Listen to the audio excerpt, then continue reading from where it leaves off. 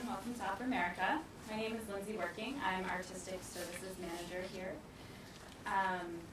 Welcome to our Salon evening with Wang Jie. We're very pleased to have you all here. And this event is being streamed online, so hello to you who are watching from home.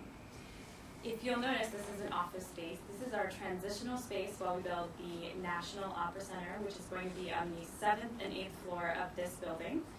The grand opening is scheduled for the end of September of this year, and it will feature an acoustically excellent audition and recital hall, rehearsal spaces, coaching rooms, as well as our administrative offices.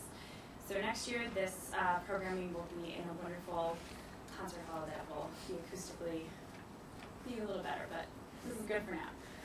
Before we get started, I just want to remind you to turn off your cell phones. And then, without any further ado, I'm going to turn it over to Wang Jie.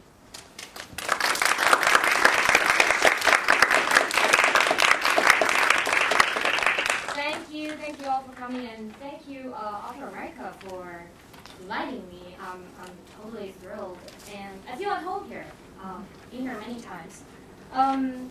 And for my musician friends who are so dedicated, first-class musicians, I've been so spoiled working with such great musicians all my life, and I'm so thrilled you guys are here.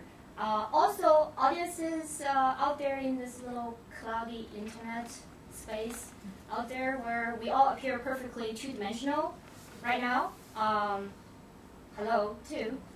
Thanks for gathering here. And it seems to be we're gathering here because of me. It's just a delusion of some kind, because I'm really just a conduit of this art form that we all love called opera. And we're here because of opera and this art form. So me just gonna perform, and without further ado, I'm gonna talk about the program order, all right? There's some prints on your program that I thought long and hard what would be an ideal program order for this evening. And eventually I decided I'm going to go from the operatic obvious to the operatic ambiguous. And I hope that you agree with me. And I'm perfectly open to be wrong. So, first piece, From the Other Sky. This is completely my own little delusion here. My own little story, my own libretto. And how did this all come from? Well, I think this question is in the air. That's why I'm bringing this up. Well, there's this little story about this really old monk, very old, and this really little monk. So the old monk is teaching a lesson to the little monk. Says, okay, here's a situation. One step back. You're at this mountain, okay? One step back. You're going to fall into this fire pit, ocean of fire, okay? You're going to burn forever. One step forward, it's a 5,000 feet cliff. Now, what do? This little monk is like, I think I'm going to step to the side.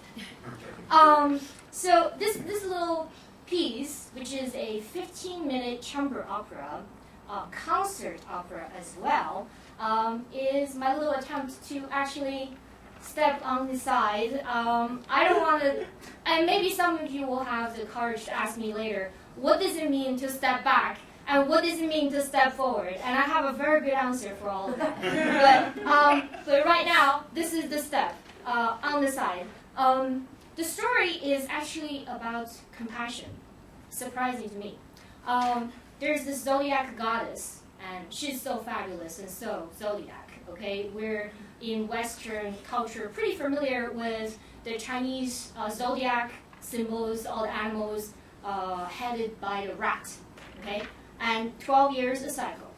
So there are 12 gods in this space called Beyond the Sky, the Chinese believe, that hosts these spirits of zodiac gods. And whenever there's a newborn, the zodiac gods install personalities. They have this conference, all right? And they vote for how much of the pig you're going to have, how much of the monkey, how much of the snake. So they're in trouble. Why? Because there's not enough newborns. People are just not having babies. They don't understand why. So they're in a recession and they're freaked out. Okay, so they want to be bailed out, and they're like sending messages all over the place. The rat, who's the head of this palace, are extremely unhappy. And then there's this little entertainer. Her sole job, is to revere the rat's awesomeness, and her job is to sing. She's the entertainer. She doesn't get to vote for anybody's personality, but her job is to revere the rat. And she's extremely loyal, but day in, day out, year in, year out, right? Decades in, decades out. She's singing the same song that the rat likes to hear, and highly virtuosic and repetitive and sort of, you'll find out. We'll play a little bit of the excerpt of how the little lark, sings in the Zodiac Palace.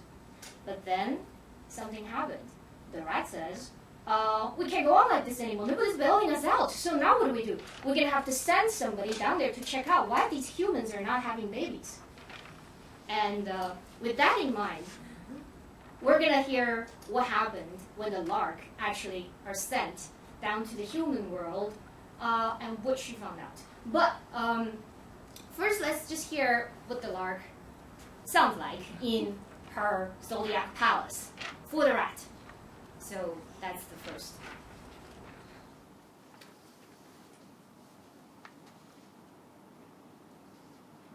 Who is number 13?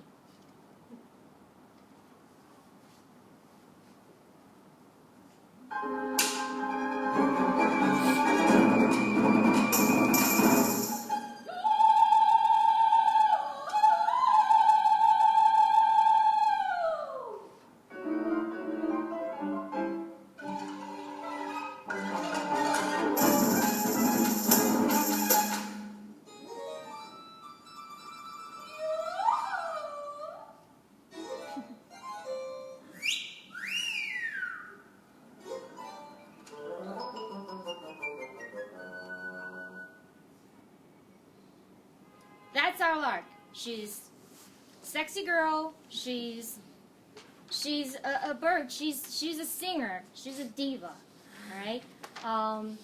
So can we go to the second excerpt, Lindsay? So this is the kind of music she sings in the Zodiac Palace. The rat enters.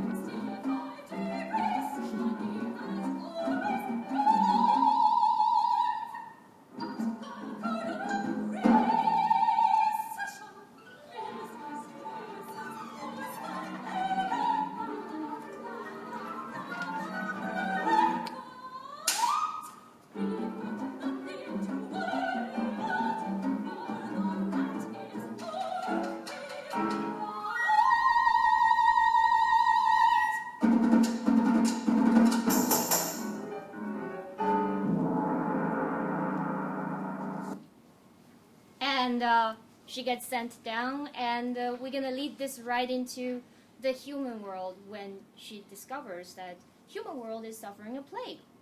People are busy dying. People are busy digging tombs. They're not having babies as a result. Okay? And Krysty, my very, very fabulous mezzo, is going to be our human representative. And Mary MacKenzie is the lark tonight.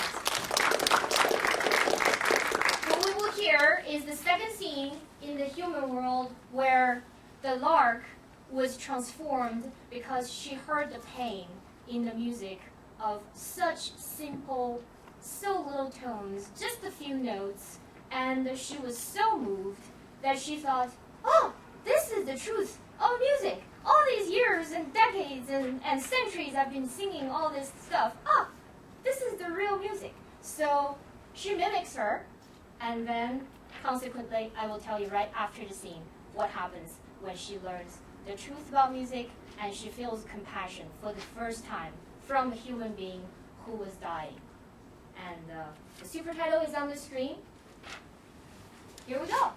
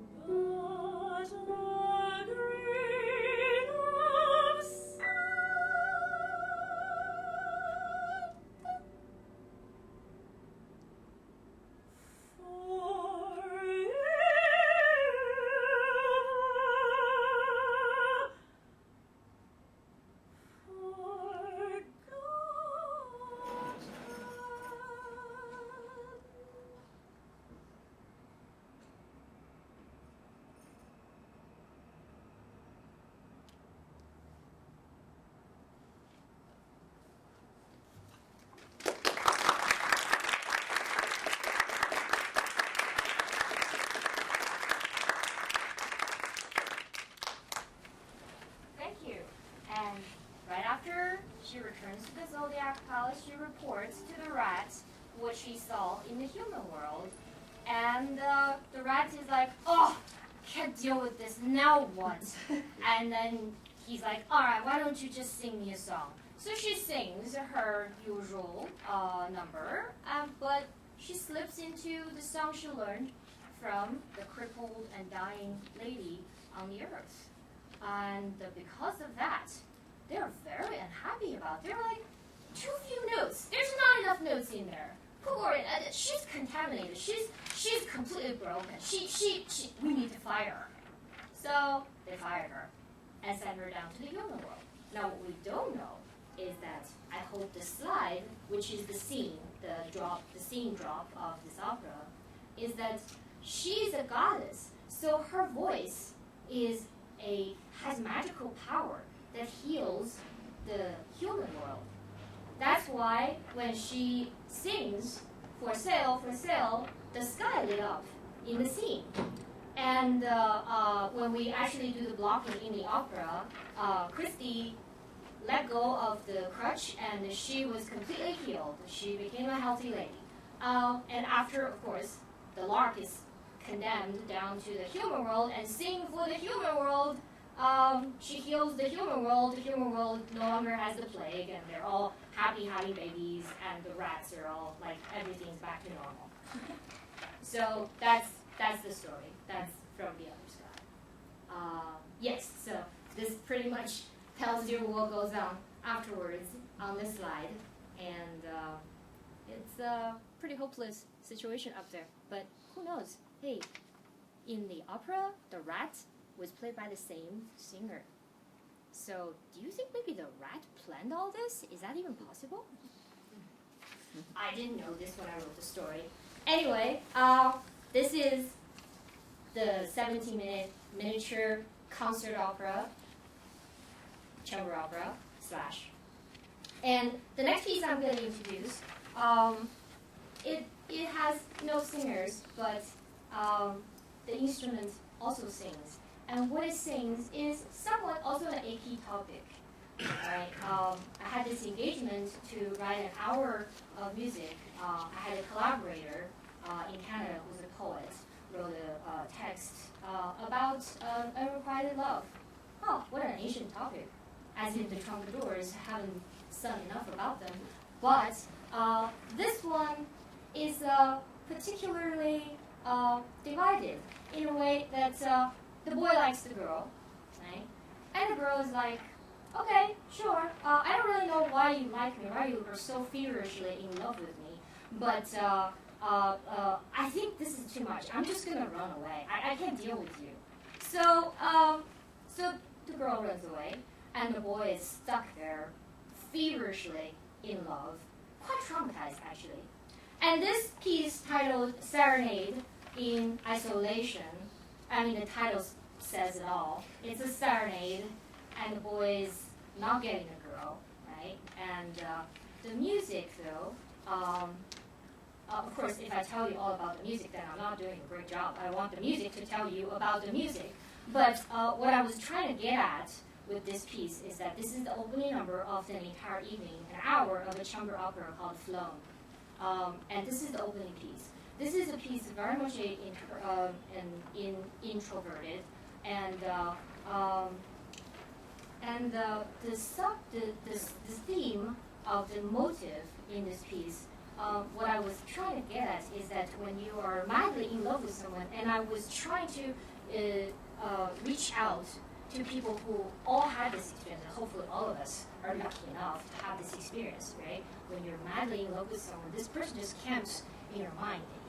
The person doesn't really leave you. So you do all kinds of illogical things because this person is living in the center of your mind. And so the music, I hope, illustrates that, and hopefully beyond that. So here we have Jennifer Choi.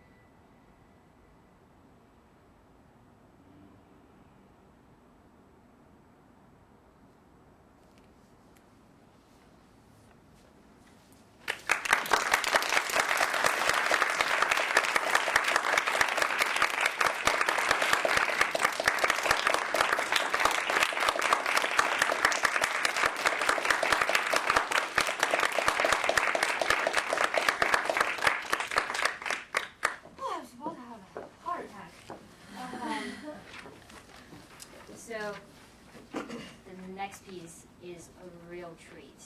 Because I personally don't even know what to call it.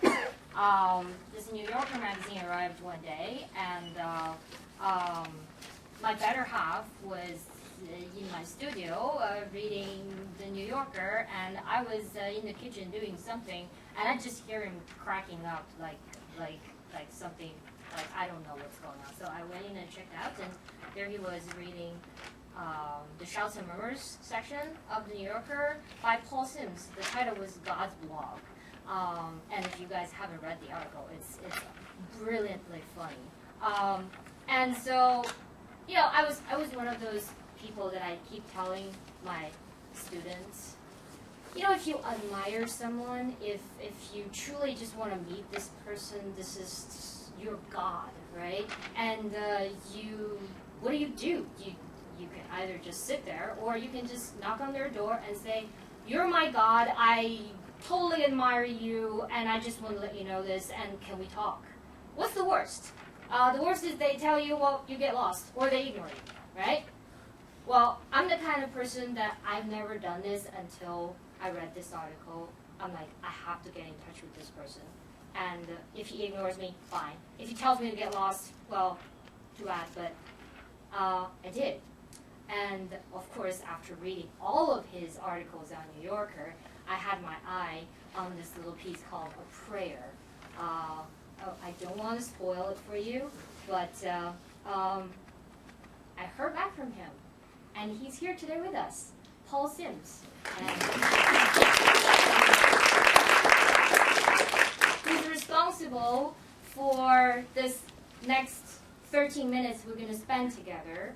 And I'm dying to know what your response is going to be. Well, the subtitle, without spoiling the content of the libretto, is, "Lord, please don't let me die in a funny way." And we have Mary MacKenzie.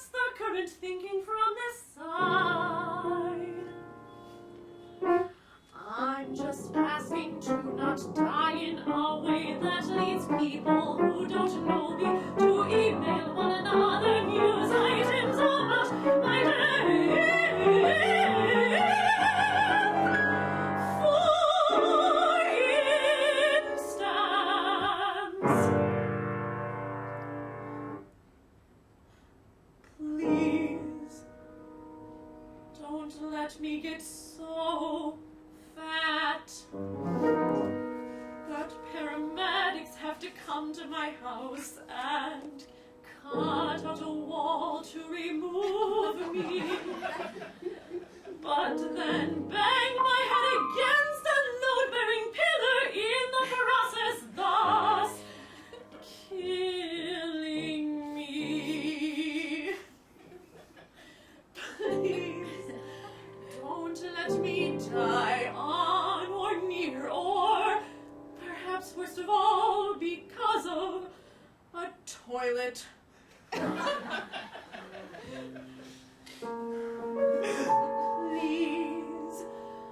don't let my death in any way involve one of those giant, inflatable rats that union protesters put up outside non-union job sites,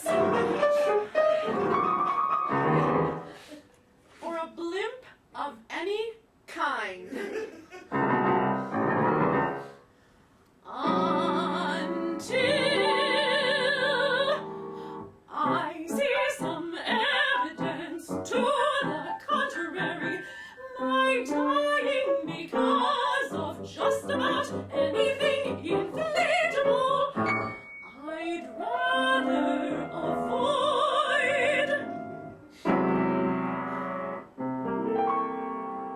A hot air balloon, I guess, would be okay.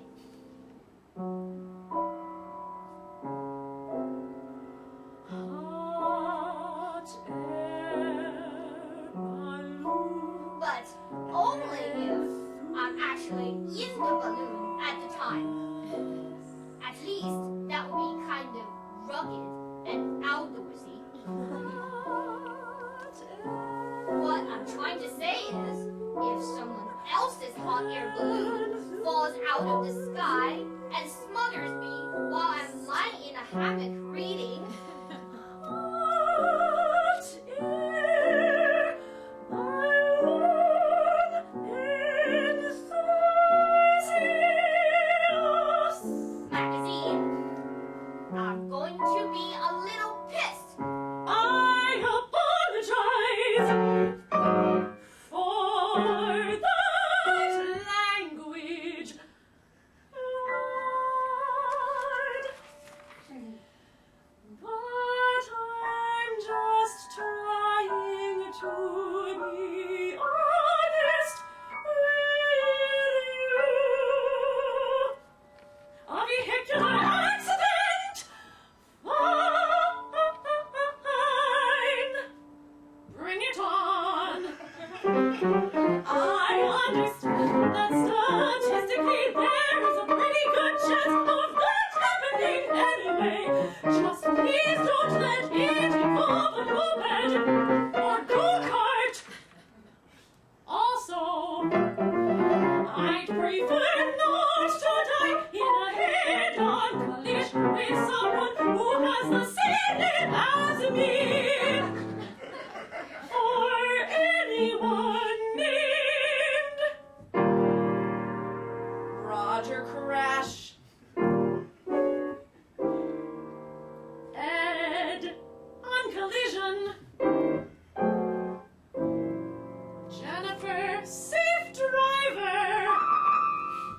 I could go on, but I think you get the point.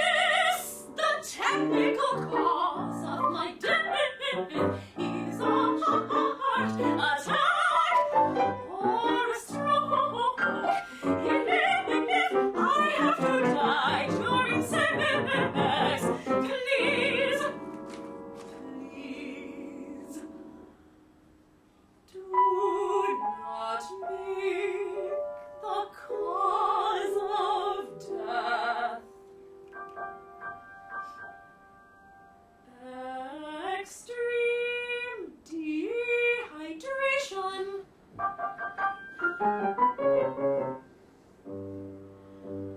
previously undiagnosed allergy to fruit-scented massage oils. Dermatological complication arising from severe rock burn, or anything involving the use or misuse of any object best described as foreign. Please don't let me die in a way that allows the post to run a small item on page 12 or 13. Dude, where's my corpse? Or dumb and deader, or dead and deader. The House of Sand and the Dead. J.O.'s latest nuptials postponed due to lethal tent raising missile. Please don't let me cut my own head off while trying to revive a lost scouting pastime of multi-bag. I would have to consider any fatality involving a prolapse in us absolutely beyond an appeal. I mean, come on, Lord!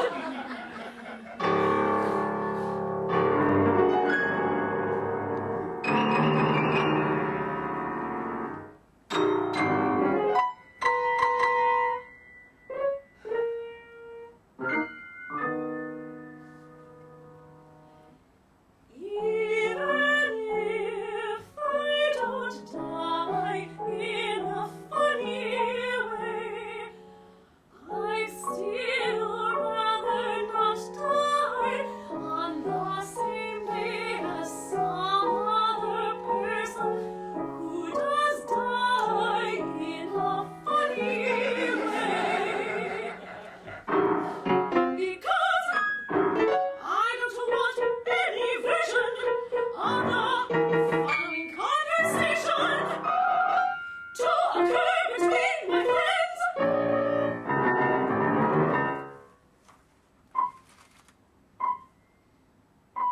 Did you read his obituary? Yeah, nice piece. Very nice. He would have liked it. That he would have.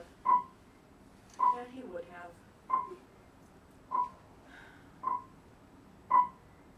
Did you see the other obituary about the banana wholesaler who actually slept on the... You couldn't make that up.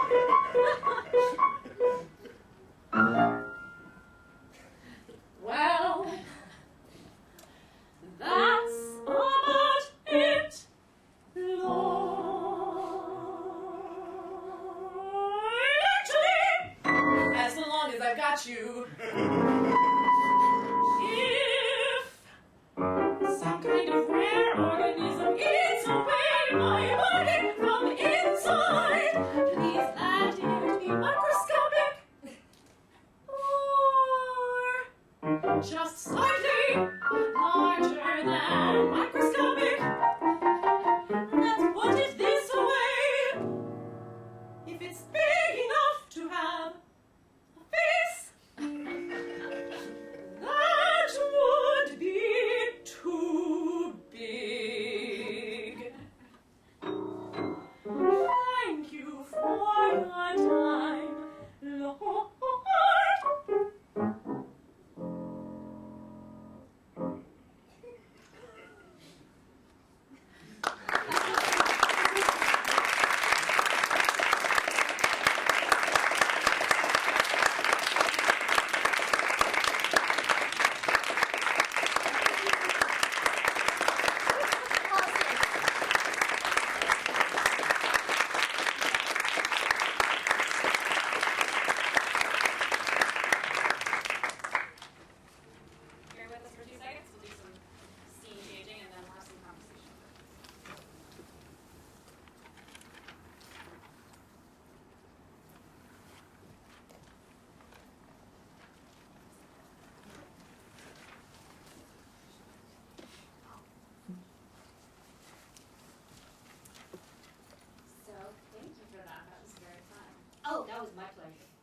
is all mine. We're so glad to have you here. Oh, it's my pleasure to be here. So, I was reading your biography, and it said that you began as a pianist at a very young age. And so I'm just curious, how did you come to composition from being a piano player? Do you want the long answer or the short answer? It's your choice, it's your evening, so you get to choose. Well, if I get to choose, I think I'll give both. So the short answer is that why do I want to compose? Well, I have been possessed by the magic of music, so there's this little secret that I know about music, and I really want to share with people. That's really the bottom of it. But, of course, nobody just become a composer overnight, right? So what happened is that, yes, I studied piano for a very long time. I almost lived a parallel childhood with Mozart until I grew a little taller than the piano. I'm not cute and cuddly anymore, so they were like, she can't perform anymore. She's the next one up. I played piano up until I was 18 or 19. I never stopped. I've always loved playing the piano. And I auditioned to get into the Shanghai Conservatory. And back then, you could double major in piano and in something else. I was not good enough to get in there as a pianist, so I got in as a composer. But thinking that I could double major, it's not a big deal. So I did, and I would practice like 2 months. I would like pour my blood into the instrument. Okay, I would have like tapes all over my fingers. I was really hardworking. All I wanted to do was to become the next hottest pianist out there, right? I wanted to play everything, and that was not happening because the guy next door, same piece, a week later, he could just play it, and I just couldn't. So I was morose for a little while, but and I remember I was in the composition department, so every once in a while, they lock you in a room for a day, and you have to come up with something. Right? And then every time they do that, they just look at my thing. And I was basically just breathing over the manuscript paper. And they would be like, look what she could do. I was like, really? Okay, so I guess I'm good at this. So I guess that's probably my calling. Okay? At that time, it was not a deliberate choice to become a composer, but I knew that I was really, really good at this. I really didn't have to put much effort into it to be like get an A, or I was quite comfortable in this language. And I think another reason that I'm kind of distracted when I was in the high school. I didn't really go to a music school. I went to a so-called academically pretty advanced high school outside of the music school system. So I'm very well versed in all kinds of like literature, physics. I was supposed to be a physics major, physics and history, politics, classical Chinese, poetry, all of that. So at one point, I just have to come to terms with the fact that my first language is music. I learned music. This is all my parents' fault. I learned music before I learned to read anything else. I was reading very early. Like, I was 5 years old. I was reading Chinese. I was writing. I was doing all that. But I was reading music when I was 3. So my mind is completely mush because after that point, everything that's put in front of me, if I can't pronounce it, if they don't make a sound, or if they don't have a picture that represents a sound, then I don't really know what that means. So that's why English makes no sense to me. But after a while, it's like, yeah, this is my most immediate language. Music is my first language. This is why I feel so at ease writing music, as opposed to everything else. So before making that transition from piano to composition while you were at university, had you tried your hand at composing, or did it just kind of, you started doing it once you were in school? Yes, I was a rejected child. I was composing, I guess, when I was 11, pretty seriously, and I auditioned to try to get into the music school. I just wasn't good enough. There were all kinds of reasons, political among others. But I blamed it on a accidental that I forgot to put in the exam. I was busy flirting with this other composer in the same test room. You're 11 years old. They lock you into this classroom and say you have to write melodic development out of these things. And there was one, I still remember the tune, and it was a C minor. And C minor, you have to natural the B to create the leading tone to the tonic, okay? And I was busy flirting with this guy, and I forgot to put in the B natural. And the whole key, I didn't do the leading tone. I guess that was my fail part.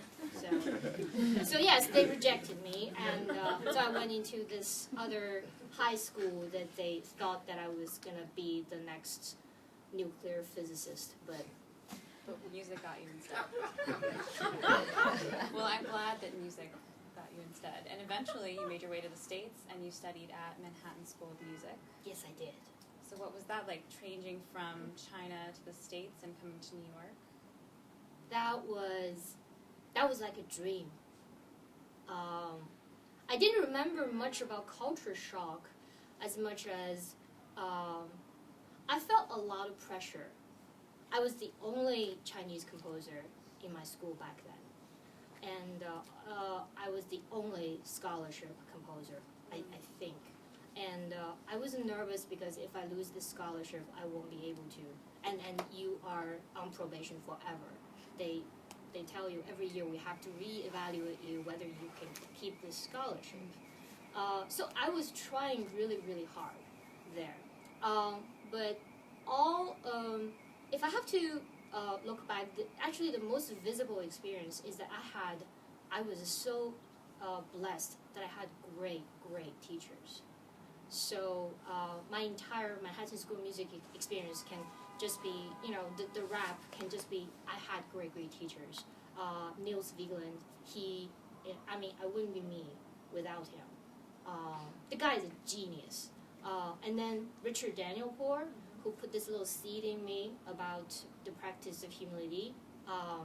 Yes, you do have to put yourself out there. Your artwork, to put your artwork out there, it's not up to you. You have to do that. And just writing lots of music that's connected to what my true voice is, which is really, really hard to find.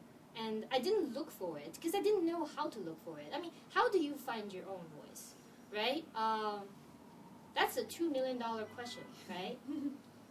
I guess now it's $3 million, but But you found it, and you did well when you were at Manhattan School of Music because you ended up having a piece featured in Vox at New York City Opera. I'm glad you think I found it, but I don't even know whether I found it. You're still searching for it. It's an ongoing process. You know what? If it's gonna happen, it's gonna happen. I can't control it. It's up to whoever up there. So, yes, Vox. Yes, so what was that like? Did you submit your piece for consideration, and then they chose it? And Yes, I did. So you get your piece, for anyone who's not familiar with Vox, New York City Opera does this reading series where they give emerging composers, and sometimes established composers, a chance for their piece to be heard with orchestra. And so it's something that can be very difficult to get done because it's very expensive. And so it's a really great service that they provide. And you, while you were still a student at Manhattan, you got to have your piece showcased in that. So Yes. how was that? What was that like? Was nerve-wracking. I didn't know what I was doing. It was my first, maybe not the very first, but one of my first professional experience outside of school. I remember the whole scene that was presented was 30 minutes long, and we only had like 60 minutes of rehearsal. And I was freaked out. It was like, this was my baby. I mean, it was my first opera. I was like this little cattle who's being put in front of a tiger. A little cattle is not going to know what a tiger is capable of. So my first opera was this 2-hour-long epic tragedy, about this lady who eventually died. And one of the scenes was her suicide scene. I remember I almost died writing that scene. I was so high writing it, and it was so difficult. And then there was New York City Opera with all the singers and no rehearsal time, and it was a very, very difficult moment. And I think a lot of young composers share that with me. The very first experiences where you're handing your work over to be heard for real, and it's almost like handing your baby over to the what's the babysitter service, right? And you're always like, oh, what is gonna happen? Do they really know what they're doing? Nerve-wracking. And it's your first opera. How did you go from? Were you writing? So you weren't writing any opera when you were in China. Did you write for voice before you wrote for opera? I did my prep work in China though. When I was at Shanghai Conservatory. Gosh, the boys there was so boring. But about 10 minutes bike ride away, there was the Shanghai Theater Academy. That's where the gorgeous boys are. So a composer friend of mine, she and I was the attractive one, and she was the underdog, so to speak. And so I kind of bullied her into, you should come with me. We should be a team. We should provide music for their improvisational theater. And so we did. We were like weekly. We would go there. We would join their improvisational theater. We provide music, and then we get to see all this theater work unfold in front of our eyes. Which is what is so important for opera. And then that's when I discovered my passion for drama, and that particular body of work. So when you started working on the opera at Manhattan, did you have any exercises in writing for voice?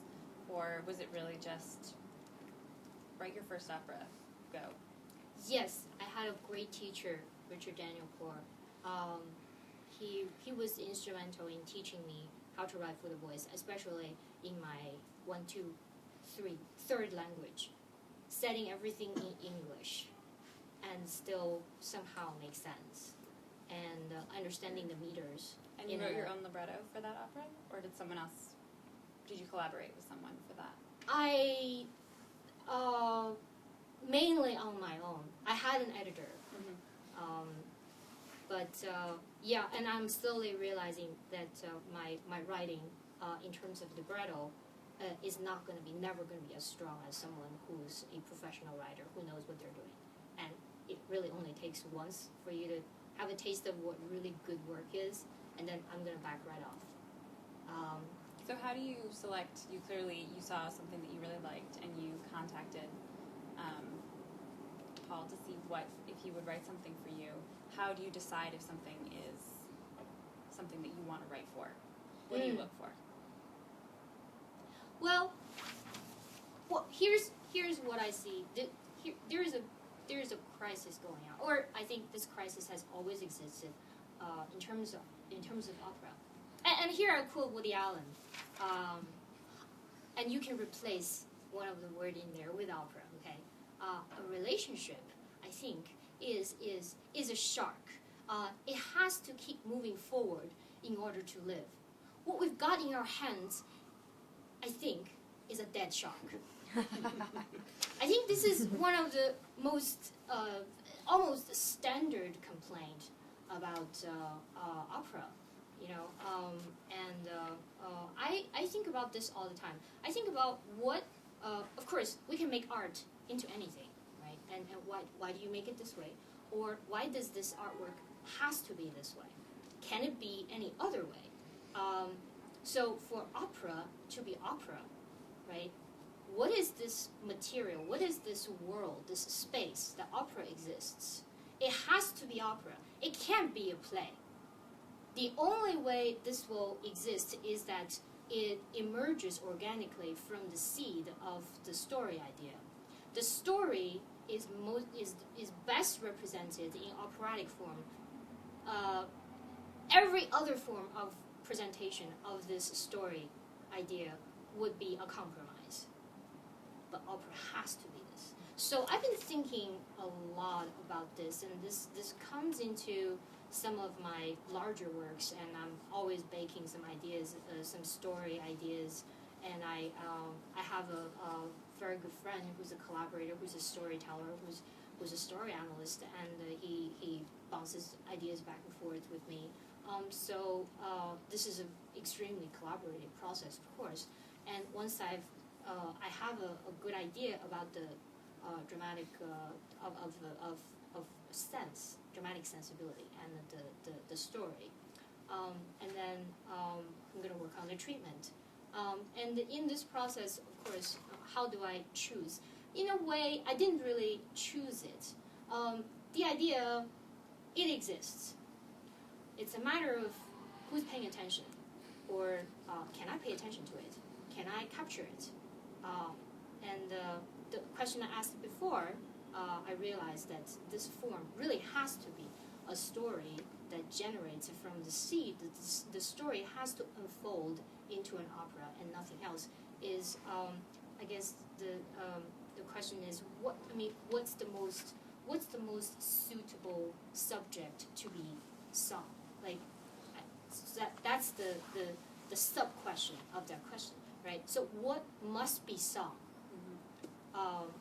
What makes a piece, no matter what vocal piece, a leader, a pop song, and this a prayer, which I don't really know what to call it, is that what must be sung in there that cannot be done in any other form?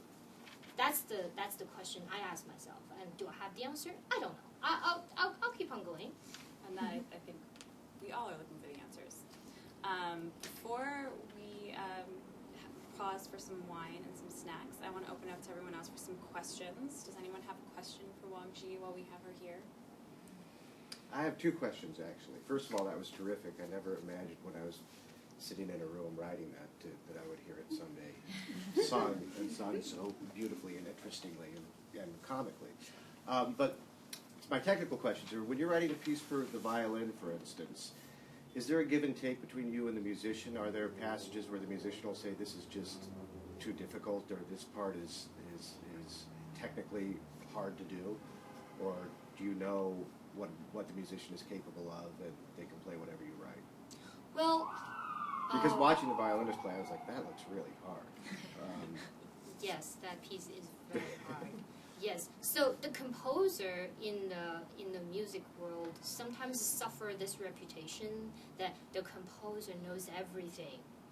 I mean, we pretend we do, but really we don't. So every time I have to write a piece that is, I think that I want to bring out the virtuosity of the instrument, and that I want to challenge or have my piece stand next to some masterpieces and not like just fade away, is that I have to study the instrument inside out. I have to know the repertoire from the beginning of it to the piece written last week by whoever who's knows everything about violin. And of course, we composers are usually friendly and nice, nerdy people. So performers are not so intimidated when we meet and we say, I'm working on this, can you play for me? And is this even playable? Yes, it's really hard. It is laborious to calculate, is this chord, is it even gonna work? Like, how does it work? Like from here to here, how long is her finger? How long is the bow? Like can you play this way? I mean, there's all kinds of concerns that can be easily answered if you just say to Jennifer, would you come over for dumplings? Play for me. So a lot of these issues, yes, and some performers will absolutely dedicate to your piece. If they find something that is mildly challenging, unplayable, right? They'll figure out a way to play it. They will even fake it, and sometimes the result of them faking it is better than what I wrote. And I don't play the violin. Well, actually, that's not true. I can play like a 1-2, but I know the violin. I can play it just enough to understand how the harmonics work. So I do have a violin, and I try it out at home when I write string music. So yes, so I hope that answers your question. No, that was a good answer. And then my second, unless anyone else has another question, I have another question. people like me who are not sort of in the operatic or the opera or the classical music world always imagine that people like you only listen to opera and classical music. But I was wondering, is that true? Do you also listen to pop music and rock music and other things, or not? The short answer is yes. Mm-hmm. The long answer is, if I have a preference, if I were to bring these discs onto a plane and to some resort that I'll never return, right? Then I'd probably pick the Beatles with me and some Coltrane. Yes, and on that note, I do listen to some pop. I do listen to some rock, and what I feel lately is that some music, they seem to grow out of time with me, out of age with me. The music that I feel very true to me sort of grows with me. So when I hear Tchaikovsky's Sixth Symphony, for example, when I was 12, and then I will hear it when I was 16, I have a different feel about it. And when I hear it when I was 25, I feel differently about it. It's still there. And now I am on the wrong side of 30. And I hear the same piece. And I still have so much new thoughts. It poses a question. And a lot of the pop and rock and whatnot, I don't feel that they ask me a question enough. Yes, I will listen to them for different purposes, right? If I have you over for dinner, I will put on some jazz or some bossa nova. I would probably not put on Tchaikovsky's Sixth Symphony for my dinner music. Does that answer your question? Yeah, that's good. Yes. Okay. Well, thank you for being with us tonight, Wang Jie, and thank you everyone. I hope you stay on